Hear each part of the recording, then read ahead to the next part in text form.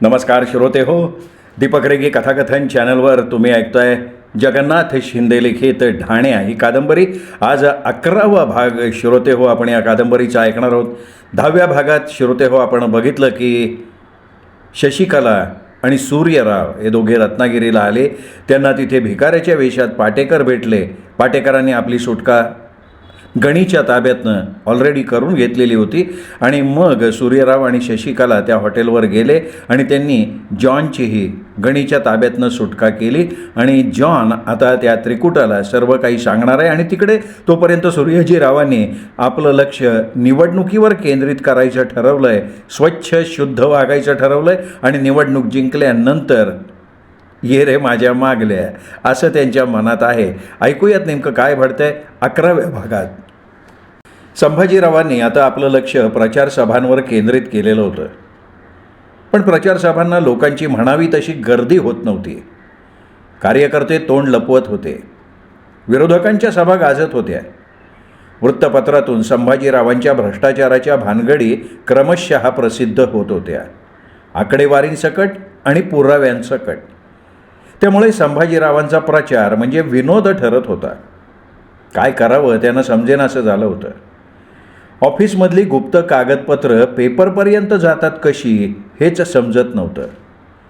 त्यात पी.ए. निकम रजा टाकून परगावी निघून गेला होता. यात भर म्हणून की काय गणीचा फोन रोज रात्री न चुकता येत होता. जॉन गायब झाल्याची खबर त्यांनीच दिली आणि वर दम दिला. संभाजीराव देखो मेरे साथ दुश्मनी महंगी पडेगी. अरे पण जॉन गायब व्हायची माझा काय संबंध आहे का? सुमेर सिंग वाघाच्या तोंडी जाण्या इतका संबंध आहे तुमचा. हे बघ गणी, सुमेर सिंगची गोष्ट वेगळी आहे, माल्लीची गोष्ट पण वेगळीच असन. हे बघ गणी, मी आता नाजूक स्थितीत आहे. तुला मी प्रत्यक्ष भेटीन त्यावेळी मी सविस्तर समज सांगेन. संभाजीराव तू माझी 2-3 माणसं मारली, लक्षात ठेव. मी नाही माणसं मारलेली. ठीक आहे, वाघाने मारली, पण तुझा सगळा काळा व्यवहार माझ्या हातात आहे, ध्यानात ठेव. गणी अरे तुझी 6 माणसं अजून येतच आहेत. म्हणजे तू त्यांना तालिबानला नाही पाठवलं? मी नाही.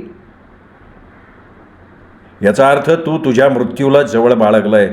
चुकताय तुम संभाजीराव, गलत बात कर रहा है तू.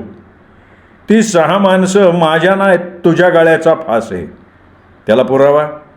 तो पुरावा तू नष्ट केलाय. हल्ली सुमेर सिंग असते तर त्यांनी नक्की तुझ्या पापाचा पाडा वाचला असता बरं का. पण गणी आता ते नाही येत ना, त्यामुळे तू माझं काय वाकडं करू शकत नाही. अरे पुरावा बघून न्यायदान करायला, शिक्षा करायला मी म्हणजे काय न्यायालय आहे का? मी स्वतः माझ्या मर्जीने न्याय करतो संभाजीराव. तू मला धमकी देतोय का? गणी धमकी नाही देत गणी. गणी फक्त बोलतो आणि बोलतो तसा वागतो. सावध राहा संभाजीराव, सावध राहा. आजपासनं तू माझा 1 नंबरचा वैरी.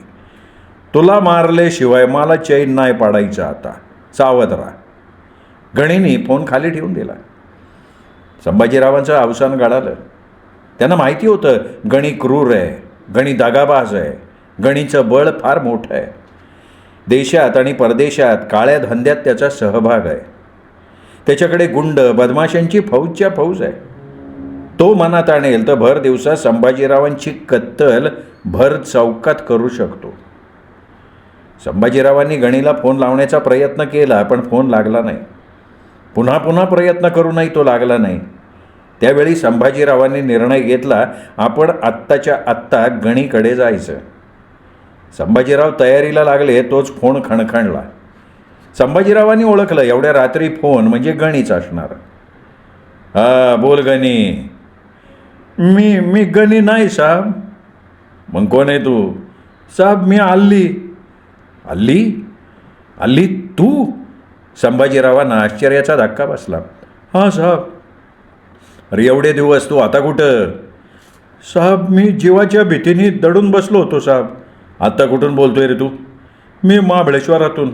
तू महाबळेश्वरमध्येच आहे? संभाजीरावांनी आश्चर्याने विचारलं. हां महाबळेश्वरमध्येच आहे. येऊ का आत्ता मी? हां, येऊ का? भेटायला येऊ? नाही, नको, मी आता रत्नागिरीला निघालो आहे. संभाजीरावांच्या डोक्यात नवा विचार आला. अल्ली जिवंत आहे हे बघून गणीचा राग थोडा कमी होईल, तडजोडीला फायदा होईल. अल्लीला रत्नागिरीला घेऊन जायचं. ते म्हणाले, हे बघ अल्ली, तू असं कर, तू एक काम कर, तू त्या ऑक्ट्राईच्या नाक्यावर थांब. 1.5-2 तासात मी पोचतो तिथं.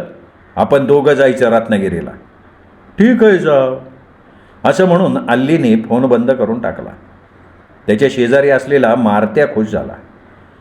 जॉन, सूर्यराव, पाटेकर आणि शशिकाला महाबळेश्वरला आले तेव्हा त्यांना आश्चर्याचा धक्का बसला. मारत्याने आपल्या पैलवानी खाक्याने अल्लीला सरळ केला होता आणि तो पोपट बनलेला होता. संभाजीरावांची सगळी कारस्थानं त्यांनी धडाधडा बोलून टाकली होती. शिवाय गणीबद्दलसुद्धा बरीच माहिती मिळाली होती. पाटेकरांनी अल्लीचा योग्य वापर करून घ्यायचा निर्णय घेतला आणि त्याला अपेक्षेपेक्षा जास्त यश मिळालं. संभाजीराव स्वतः रत्नागिरीला निघाल्याची बातमी मिळाली. 1.5-2 तासात संभाजीराव महाबळेश्वर ऑक्ट्रॉय नाक्यावर येणार होते हेही कळलं. या 1.5-2 तासात महत्त्वाच्या चाली पाटेकरांना खेळायच्या होत्या. सूर्यराव, पाटेकर, मारत्या आणि शशिकाला चौघांनी डोकं खाजवलं, चर्चा केली, निर्णय घेतला, आपण सगळ्यांनीच रत्नागिरीला जायचं. गाडीची व्यवस्था पाटेकरांनी केली. प्रश्न होता जॉन आणि अल्लीचा. पण दोघांनाही सुरक्षिततेची हमी आणि कामाचं महत्त्व सांगितल्यानं त्या दोघांनीही सहकार्य करायचं मान्य केलं.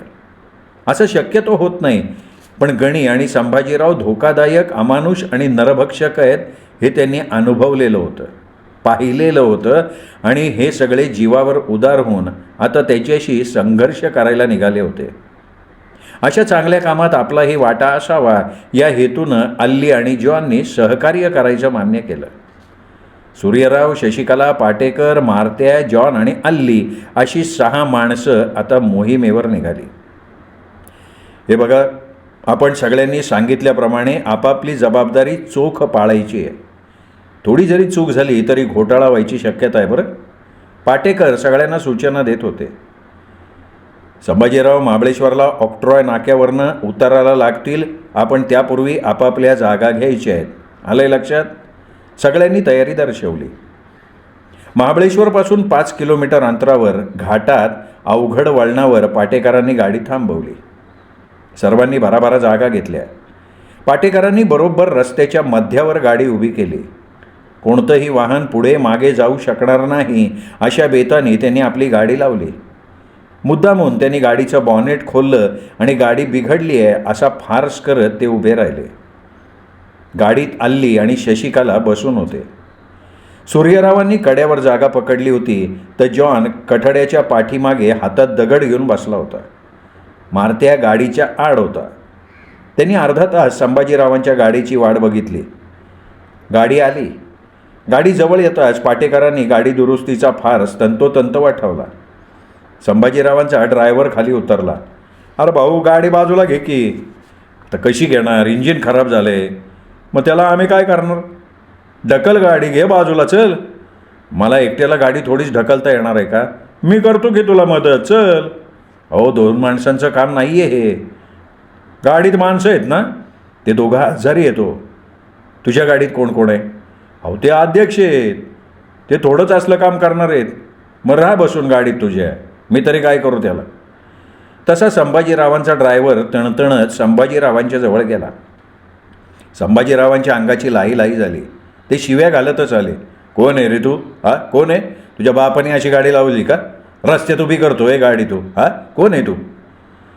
माझ्या बापाने नाही, पण तुझ्या बापानं उभी केली होती. संभाजीराव, मी तुझा बाप. पाटेकरांना संभाजीरावांनी बघितलं आणि त्यांचा हात खिशात गेला. रिव्हॉल्वर रोखून ते म्हणाले, पाटेकर तू आहे वय रे. आता कोण कोणाचा बाप आहे ना ते ठरवू आपण. हा. पाटेकरांवर संभाजीरावांनी रिव्हॉल्वर रोखलेलं बघून कठड्या आड बसलेल्या जॉननं हातातला दगड असा काही फेकून मारला की संभाजीरावांच्या हातातलं रिव्हॉल्वर दूर उडालं आणि दरडीवर बसलेल्या सूर्यरावानं संभाजीरावांवर जंप मारली. काय घडतंय हे समजण्यापूर्वी संभाजीरावांचा पाटेकर आणि सूर्यराव दोघांनी मिळून फुटबॉल करून टाकला. अरे सूर्यराव पाटेकर, काय करताय तुम्ही हे? संभाजीराव आपल्याला जिवंत पाहिजेत. शशिकलाने त्यांना जाणीव करून दिली. संभाजीराव आमच्या गाडीत बसतो. शशिकला, अल्ली, जॉन, तुम्ही संभाजीरावांच्या गाडीत बसा. ड्रायव्हर, गाडी आमच्या गाडीच्या पुढे चालवायची. आम्ही तुझ्या मागे आहोत. दगा फटका केला ना, संभाजीरावाने जिवंत ठेवणार नाही. शशिकला, जॉन, अल्ली संभाजीरावांच्या गाडीत बसले आणि पाटेकरांनी स्वतःच्या गाडीत मारते आणि सूर्यरावांच्या मध्ये संभाजीरावांना बसवलं. पाटेकर स्वतः गाडी चालवायला लागले. संभाजीरावांची स्थिती देवाला बळी देण्यासाठी घेऊन जाणाऱ्या बकऱ्यासारखी झाली. पाठीचा कणा मोडलेला आणि दात पडलेला नाग निश्चित पडून राहतो तसे संभाजीराव गाडीत पडून होते. पाटेकर सफाईदारपणे गाडी चालवत होते. त्यांच्या पुढे संभाजीरावांची गाडी होती. कुणीच काहीच बोलत नव्हतं. ही बोचरी शांतता पाटेकरांनाच क्लेशदायक वाटत होती. त्यांनी मुद्दाम खडा टाकला. तो दरेगावच्या जंगलातला वाघ बरेच दिवसांचा उपाशी आहे, नाही का? संभाजीराव जागच्या जागी मनातल्या मनात चवताळलेला होता. आपण मनात आणलं तर आजसुद्धा त्या वाघाला भक्ष्य देऊ शकतो, नाही का? पाटेकर म्हणाले. संभाजीरावांना पाटेकरांचा प्रचंड राग आला होता, पण ते आता काही बोलू शकत नव्हते. त्यांना चिडवण्याचं काम मात्र पाटेकरांनी तसंच चालू ठेवलं. सूर्यराव, तुमच्या जंगलातल्या वाघाला जिल्हा परिषदेच्या अध्यक्षाचं मांस खूप आवडेल, नाही का? चवीचवीनं खाईल तो, नाही का? पाटेकर, संभाजीराव गुरगुरले. तसा सूर्यरावनं आपल्या उजव्या हाताचा कोपरा संभाजीरावांच्या पोटात जोरात मारला. लिबलिबीत मोठ्या पोटावरच्या मारानं संभाजीरावांचे डोळेच पांढरे झाले. संभाजीराव, जादा हुशारी केली ना तर तुझे हातपाय मोडल्याशिवाय राहणार नाही, लक्षात ठेव. सूर्यरावने दम देऊन टाकला. अरे पण मी तुमचं काय केलंय राव? काय केलंय? काय केलंय मी तुमचं? सांगा बरं, काय केलं काय मी तुमचं? संभाजीराव, ते तुम्ही सांगावं अशी आमची तरी इच्छा आहे बरं का. मारत्या गुरगुरला. मी काय सांगणार तुम्हाला? संभाजीराव. मारत्यानं एक जोराचा टोला त्यांच्या गालावर लावला. संभाजीरावांच्या गालावरच टेंगुळ आलं. पाया पडतो राव, मला कशाला मारताय? मला मारू नका हो. मारणार नाही तुला, ये कट आहे. तू सगळं खरं सांगा आम्हाला. अरे पण मी काय सांगणार तुम्हाला राव? दरेगावच्या बेपत्ता तरुणांच्यापासनं सांगायला सुरुवात करायची. अरे मारत्या, मला खरं नाही काय? संभाजीरावांचं वाक्य पूर्ण झालं नाही. मानेवर सुरी फिरताच कोंबड्यानं कॉक करावं तसं त्यांनी केलं. मारत्यार, जरा असते. अध्यक्ष मिळाला तर पुढच्या सभेला रंगत नाही येणार, पाटेकर म्हणाले. एजय सगळं सांग म्हणतोय मी, तर हा म्हणतो काय सांगू मला सांग. पाटेकर तुम्ही गाडी थांबवा. याला खाली घेतो आणि भाडव्याला सोलटूनच काढतो कंप्लीट. मारते असं म्हणता संभाजीराव बोलते झाले. सांगतो रे बाबांनो, खरं सांगतो म्हणलं ना. मारू नको ना. संभाजीराव रडायला लागले. सांग, खरं सांगायचं. खोटं सांगशील ना, बोघा करून टाकील हाडाचा. तुझे बाप, तो गणीचा मॅनेजर जॉन आणि अल्ली यांनी तुझा समजा काळा इतिहास आम्हाला कंप्लीट सांगितलेला आहे. आता फक्त तुझ्या थोबाडातनं आम्हाला ऐकायचं आहे. बोल. मारतेच्या आवाजानं गर्भगळीत झालेले संभाजीराव बोलायला लागले. पाटेकरांनी गाडीतल्या टेप रेकॉर्डरचं बटन ऑन केलं. गणी एका राष्ट्रीय पक्षाचा जिल्हास्तरीय नेता होता. एकदा दिल्लीच्या शिबिरात त्याची आणि माझी झाली ओळख. ओळखीचं रूपांतर झालं मैत्रीत. मग त्याच्या आग्रहावरनं मी गेलो रत्नागिरीला. त्यांनी मला मुद्दाम बोलवलं होतं बरं का. काय हे सत्तेच्या कवचकुंडलामुळं पोलिसांना शंका येत नाही, आणि आली तरी समाजात मान सन्मान असतो, त्यामुळं पोलीस सहजासहजी वाटायला जात नाहीत. आणि गेले तर पोलिसांवर दबाव आणता येतो. प्रसंगी शासन शिक्षा बी करता येते. याच्यासाठी गणीला मी पाहिलं होतो. त्याने मला त्याचा प्लॅन सांगितला, त्याचे धंदे सांगितले, आणि लय पैसा म्हणजे प्रचंड पैसा भेटन याची खात्री बी दिली. मी पैशाच्या लोभाने सहभागी झालो. सुरुवातीला बेकायदेशीर वस्तू, माल, समुद्रमार्गानं येणाऱ्या धंदेशी माझा संबंध होता. पण पुढं अतिरेक्यांना संरक्षण देण्यासाठी तो माझा वापर करायला लागला. तालिबानमधून पाकिस्तान मार्गे रत्नागिरीला येणाऱ्या काही अतिरेकांना माझ्या गाडीतनं मी मुंबईपर्यंत पोचतं बी केलं. संभाजीरावांचं हे कृष्णकृत्य कोणालाच माहिती नव्हतं. जॉन अली यांच्या बोलण्यातूनही हे आलं नव्हतं. कसे जिल्हा परिषदेची गाडी होती, त्यामुळं पोलिसांना शंका येत नव्हती ना. आणि कामाचा मोबदला लय प्रचंड मिळत होता. पण त्यामुळं माझे आणि गणीचे संबंध झाले दृढ. एकदा गणी मला म्हणला, संभाजीराव सांगत होते, संभाजीराव, आजपर्यंत मी आपणाला माणसं देत आलो, अतिरेकी दिले तू. हां, पण त्याच्या बदल्यात तुम्हाला भरपूर मोबदला दिला, लय पैसा दिला मी तुम्हाला. त्याच्याबद्दल माझी तक्रारच नाही ना. आता मला तुमच्याकडनं 10 तरुण पोरं पाहिजे माझ्याकडनं. हां, तुमच्याकडनं. अरे पण मी कुठून आणणार तरुण पोरं 10? घार कोंबडीची पिल्लं टिपती ना, तसं टिपा की. अरे पण कशासाठी हे विचारायचा अधिकार तुम्हाला नाही संभाजीराव. बरं किती दिवसासाठी पाहिजे तरुण? कायमची. त्यांचं तुम्ही काय करणार? तुला विचारायचा अधिकार नाही म्हणलं ना मी. प्रत्येक तरुणाच्या मागं 5 लाख रुपये भेटतील. म्हणजे 50 लाख भेटणार म्हण की. हां, कंप्लेट 50 लाख. आता हे 50 लाख रक्कम ऐकली, लय मोठी रक्कम होती. मी गणीला होकार भरला. आणि भडवे आमच्या दरेगावचे तरुण तू उचललेस का त्यासाठी? सूर्यराव सभापतीवर तुटून पडला. पाटेकर आणि मारत्या त्याला आवरण्याचा प्रयत्न करत होते, पण सूर्यराव एकसारखा बडवतच होता. शेवटी पाटेकरांनी गाडी रस्त्याच्या कडेला लावली, खाली उतरले, सूर्यरावला समोरच्या सीटवर बसवलं. सूर्यराव, तुम्हाला राग येणं शक्य आहे, पण आपल्या हातात ते तरुण मिळेपर्यंत आपलं डोकं शांत ठेवणं शहाणपणाचं ठरणार आहे. संतापलेले सूर्यराव शिव्यांची लाखोली वाहत होते. संभाजीराव अर्धे अधिक मृत झाले होते. पाटेकरांनी त्यांना पाणी पाजलं. संभाजीराव, ते तरुण कुठे आहेत, मला काही सांगू शकाल? पाटेकरांनी विचारलं. नाही हो, मला नाही खायती. संभाजीराव, सांग तू. सूर्यराव काळासारखा ओरडला. अरे खरंच नाही माहिती मला. ती पोरं मी गणीच्या हवाली केली ना.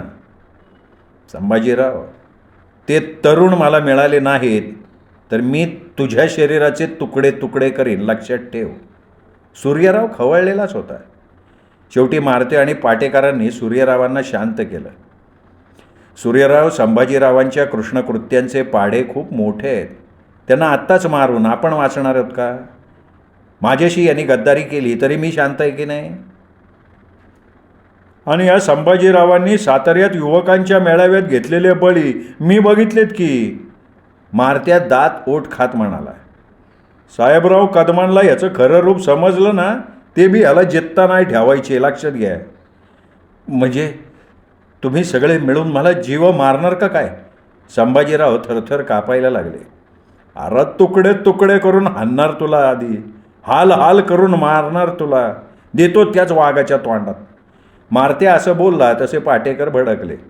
मारत्या, शांत हो रे. पाटेकर साहेब, याला 10 जन्म आपण कुत्र्यासारखा मारला ना तरी ह्याला प्रायश्चित्त भेटणार नाही, एवढं पाप करून ठेवले यांनी आत्ता. मारत्याचा आवेश तसाच.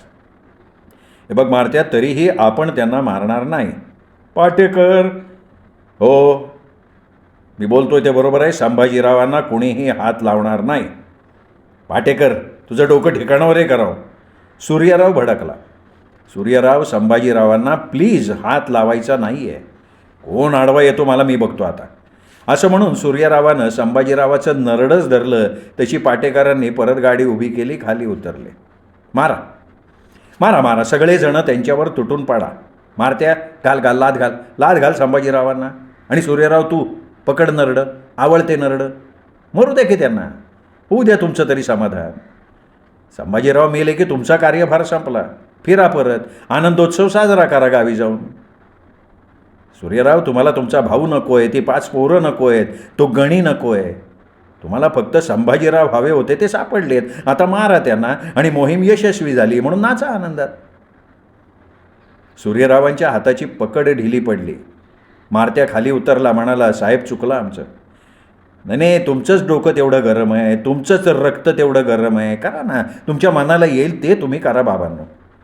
पाटेकर साहेब, आय एम सॉरी, खरंच सॉरी. सूर्यराव माफी मागायला लागला. हे बघा, आपण इथपर्यंत कशासाठी आलो आहे हे थोडं लक्षात घ्या. आतताईपणा करून त्या 6 युवकांच्या जीवावर उठणार आहोत का आपण? पाटेकर, अरे चुकलं म्हटलं ना बाबा, पुन्हा नका अशी चूक करू प्लीज. पाटेकर गाडीत बसले. सूर्यराव, मारत्या आपापल्या जागेवर जाऊन बसले. बराच वेळ कोणीच कोणाशी बोललं नाही. पाटेकरांनी मग विषय काढला. संभाजीराव, आपण ही सगळी माहिती दिली तरी काही गोष्टी अंधारात राहतात. झाकीर आणि भिल्ला या दोघांना सूर्यराव आणि शशिकलाताईंनी पकडलं होतं, पोलिसात दाखल केलं होतं. त्यांची हत्या कोणी केली? पोलीस स्टेशनमध्ये. संभाजीराव बराच वेळ शांत बसले आणि म्हणाले, ते नाही मला माहिती. पाटेकर म्हणाले, संभाजीराव, मारते आणि सूर्यराव आहेत गाडीत. बोलतं करायला लावू तुम्हाला? अरे नाही नाही, नको बाबा. मग सांगा, खरं खरं सांगा. सांगताय ना? संभाजीरावांनी राजू पारठेमार्फत कसं विष दिलं हे सांगितलं. मग तुम्ही राजू पारठेला का मारून टाकलं? पोलिसी खाक्यात पाटेकरांनी अंदाजाने खडा टाकला. नाही, मी नाही मारलं त्याला वाघाने. खोटं बोलताय संभाजीराव तुम्ही. अहो खरंच सांगतोय मी. अजून खोटं बोलताय? हे बघा संभाजीराव, तुम्ही खरं सांगणार नसाल तर मी तुम्हाला कधीच काहीच मदत करू शकणार नाही. तुम्ही मला खरं खरं सांगा. मी तुम्हाला वचन देतो, मी तुम्हाला वाचवण्याचा प्रयत्न करीन. पाटेकर, या नाराज आम्हाला तुम्हीच काय, प्रत्यक्ष परमेश्वरसुद्धा वाचवू शकणार नाही. माणुसकीला लाजवणारी कृत्य केली आहेत याने. सूर्यराव, प्लीज शांत बसा ना प्लीज. हां संभाजीराव, बोला तुम्ही. पाटेकरांच्याबद्दल संभाजीरावांच्या मनात थोडंसं प्रेम निर्माण झालं होतं. हा पाटेकर आपल्याला वाचवेल अशी आशा त्यांना वाटायला लागली होती. संभाजीराव त्या आशेपोटी कॅसेट लावावी तसं बोलायला लागले. राजू पारठे, सरपंच, पाटील, सुमेर सिंग यांचे बळी कसे कसे घेतले ते सांगून ते मोकळे झाले. छान छान संभाजीराव, छान. फार वाईट केलं कृत्य तुम्ही, पण ते सगळं सांगितलं याबद्दल मी तुमचा आभारी आहे. तुम्ही खरं खरं सांगितलं. हा पाटेकर साहेब, बायकोची शपथ घेऊन सांगतो, मी जे सांगितलं ना त्यात खोटं अजिबात काही नाही. बायकोची शपथ घेतोय रे तू? मुलांची शपथ घ्यायला काय लाज वाटते का तुला? का भीती वाटते तुला? अरे खोटी शपथ कशाला घेऊ? पाटेकर साहेब, मला मुलंच नाही आहेत. मग संभाजीराव मला सांगा, तुम्हाला संपत्तीची एवढी हाव काय? कुणासाठी एवढी माया गोळा करत होतात तुम्ही? पाटेकरांनी सहानुभूतीच्या स्वरात विचारलं. ते चुकलं म्हणा माझं. संभाजीराव, तुमच्या संपत्तीची माहिती देऊ शकाल का? आता ती कशाला पाहिजे तुम्हाला? हां, विश्वास नसेल तर सांगू नका. नाही तसं नाही हो, माझा विश्वास आहे तुमच्यावर, पण कशासाठी पाहिलं म्हणलं? ते जाऊ द्या ना, तुम्ही मला सांगून तर टाका आधी. संभाजीरावांनी संपत्तीचं वर्णन केलं. ते वर्णन ऐकून सगळ्यांचे डोळे पांढरे झाले. आता संभाजीराव, तुम्ही विश्वासानं एवढं सांगितलं, तसं एक काम विश्वासाने करा. पाटेकरांनी आता नवीन खेळ सुरू केला होता. काय करू सांगा? सलीम गणीच्या हॉटेल सनसेटवर तुमच्याबरोबर आम्हाला घेऊन जायचं. तुम्हाला? सनसेट हॉटेलवर? हां, पण आम्ही गाडीतच थांबणार. तुम्ही एकटंच जायचं, गणीला भेटायचं. ते 6 युवकांचा गोड बोलून ठिकाणं शोधून काढायचा. अहो पण गणीजवळ साखर पेरणी करा, गोड बोला, हात जोडा. तुम्ही एकच काम करा, अचूक ठिकाणं शोधा. अहो तो गणी माझा जीव घेईन का? आम्ही असताना तुमच्या केसाला धक्का लागू देणार नाही. अहो पण हे बघा, तुम्ही त्या 6 तरुणांना वाचवण्यासाठी आम्हाला मदत केली तर मी तुम्हाला या सगळ्या प्रकरणातनं सोडवण्याचा नक्की प्रयत्न करेन. संभाजीराव तयार झाले. त्यांना वाटलं आपल्याला जीवदान मिळालं, पण काही वेळा ते दुःखी झाले. हो संभाजीराव, गप्प का? नाही हो, तो गणी लय कपटी आहे. मला मारून टाकल तो. मला एकट्याला त्याच्याकडे जायची भीती वाटते. आता पाटेकर विचारात पडले. पाटेकर साहेब, मारत्या म्हणाला. हां बोल मारत्या. मी जाऊ का यांच्याबरोबर? मारत्या, तू? हा साहेब, मी जातो की संभाजीरावांच्या बरोबर, आपल्याला काय आहे? हे ऐकलं आणि सूर्यराव भारावून गेला. या प्रकरणाशी खरं तर मारत्याचा काहीही संबंध नव्हता आणि तरीही तो आत्ता मृत्यूच्या खाईत जायला तयार झाला होता. पाटेकर साहेब, मी जाणार आहे, सूर्यराव म्हणाला. नाही नाही सूर्यराव, तुम्ही नाही. मारत्या, तू इथे शांतपणे बसून राहणार आहे. हे बघा सूर्यराव, मिलिटरीतलं डोकं इथे कामाचं नसतं. हे ठरवणारा तू कोण रे पाटेकर? माझा भाऊ, सख्खा भाऊ आणि गावचे तरुण आत आहेत. तुझ्या पाठचा भाऊ आहे, बरोबर आहे रे. तुझ्या गावचे तरुण आहेत हे सुद्धा बरोबर आहे. म्हणून ते माझे कोणीच नाहीत का? अरे ते माझे निरपराध बांधव आहेत. रक्ताचे नसतील पण मानवतेनं ते माझे बंधूच आहेत ना. संभाजीराव हे सगळं ऐकत होते आणि हे सगळं ऐकताना त्यांच्या डोळ्यातनं अश्रू वाहत होते. एखाद्या लहान मुलासारखे ते ओक्साबोक्षी रडायला लागले. संभाजीराव, तुम्हाला काय झालं रडायला? अरे किती निर्दयी, क्रूर, लय वाईट आहे मी. हा मारत्या कुठला, कोण आहे? तो जीवा उदार झाला आणि मी, खरंच मी राक्षस आहे, क्रूर आहे मी. पाटेकरांनी संभाजीरावांना शांत केलं. शेवटी असा निर्णय झाला, संभाजीरावांबरोबर सूर्यराव आणि मारत्यांनी जायचं. पाटेकरांना एकदा गणाने पाहिलं होतं म्हणून त्यांना जाता येत नव्हतं. पाटेकरांची गाडी हॉटेल सनसेटच्या गेटवर थांबली आणि गेटचा दरवाजा अर्थात मृत्यूचा जबडा उघडला गेला. श्रोते हो, 10व्या भागाच्या शेवटी आपण बघितलं. आता तिघं चाललेत मृत्यूच्या जबड्यात गणीला भेटायला. बघूयात काय होतंय उद्याच्या भागात, जो भाग शेवटचा आहे, जगन्नाथ शिंदे लिखित ढाणे या कादंबरीचा. श्रोते हो, म्हणूनच एक विनंती करतो, हे सगळे भाग म्हणजे 11च्या 11 भाग तुम्ही ऐकले असतील आणि तरीही चॅनल सबस्क्राईब करायचं तुमच्याकडनं राहून गेलं असेल तर एकच विनंती करतो, कृपया चॅनल सबस्क्राईब करा. भेटूयात उद्या शेवटचा भाग ऐकण्यासाठी. 12वा भाग ऐका दीपक रेगे कथाकथन चॅनलवर, जगन्नाथ शिंदे लिखित ढाण्या.